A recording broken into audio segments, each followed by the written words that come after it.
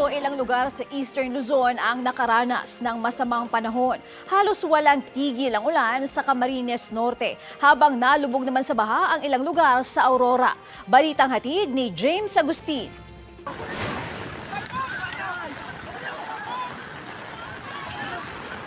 Tulong-tulong ang mga mangingisda para hindi tuluyang maanod ng baha ang isang bangka sa Dilasag, Aurora. Ang dalawa pang bangka hindi na nila naisalba.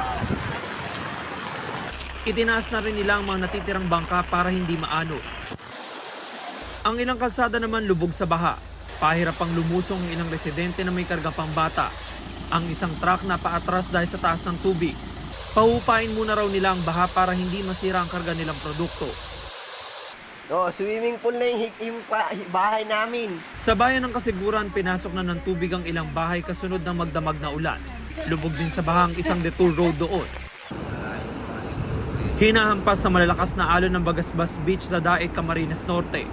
Makulimlim din ang langit. Halos wala ring tigil ang ulan.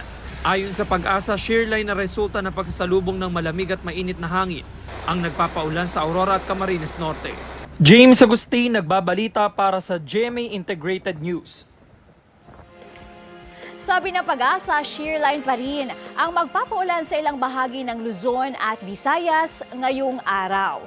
Asahan ang maulap na kalangitan na may kasamang ulan. Apektado rin ang Metro Manila. Higit na uulanin ang Southern Luzon sa mga susunod na oras base sa rainfall forecast iyan ng Metro Weather. Posible rin ang ulan sa ilang panig ng Northern Luzon at Mindanao. Bukod sa shearline, umiiral pa rin itong hanging amihan sa ilang bahagi ng Luzon habang mga local thunderstorms sa iba pang bahagi ng bansa.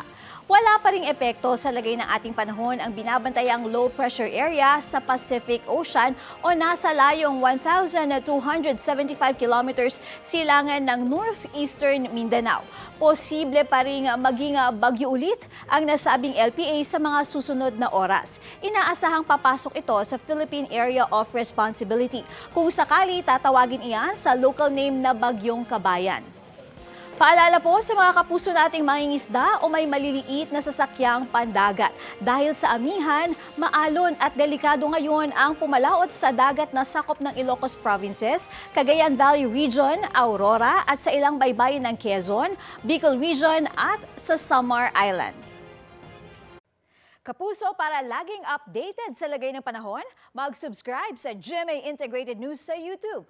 Para sa mga kapuso abroad, bisitahin ang GMA Pinoy TV at www.gmanews.tv.